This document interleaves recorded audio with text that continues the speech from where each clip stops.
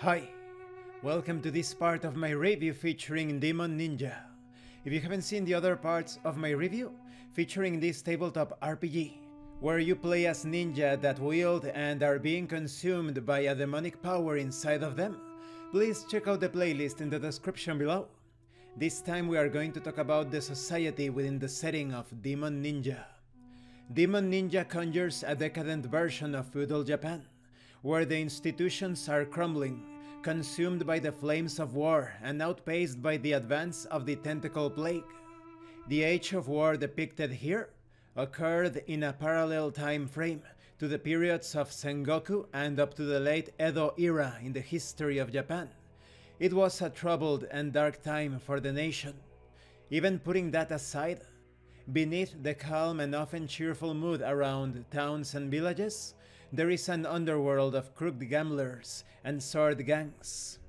As explained earlier, Demon Ninja takes place during two distinct but successive time periods, generally known as the Warring States, Sengoku, from 1467 to 1568, and what we will now call the Unification period, Shokuho, 1573 to 1615.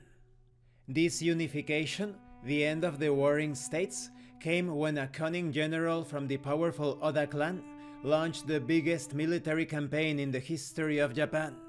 Oda Nobunaga was a legendary daimyo, born to the powerful but divided Oda clan in 1534.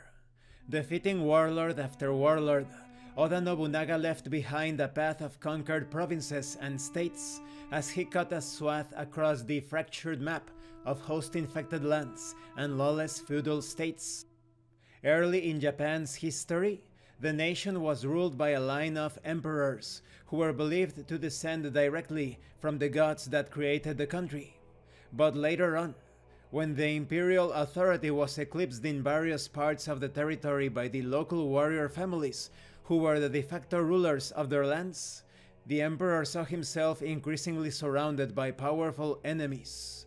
Eventually, he faded into oblivion as the bloody battles raged across the nation, and a tyrannical shogunate was established in place of the imperial authority.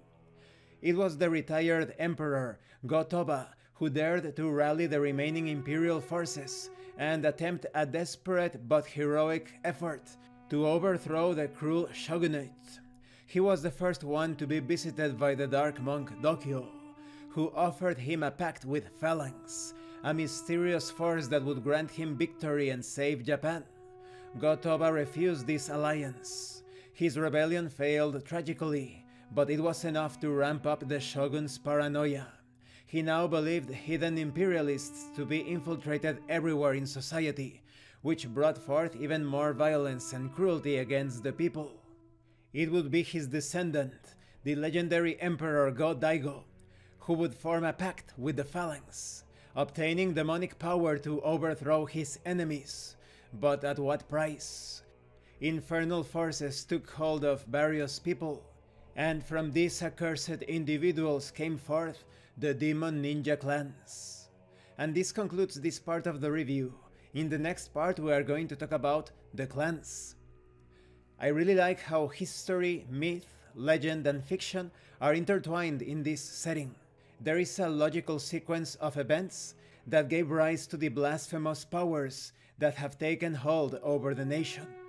And yet, it is perhaps those same powers under the control, or rather the struggles of the Demon Ninja clans, that could be the only hope for this unfortunate situation. Thank you for watching this part of the review. Don't forget to leave a like, a comment and subscribe.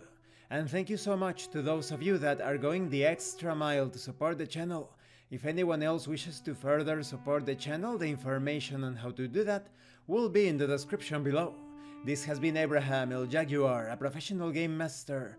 If you want me to run a game for you, please check out the pinned comment below.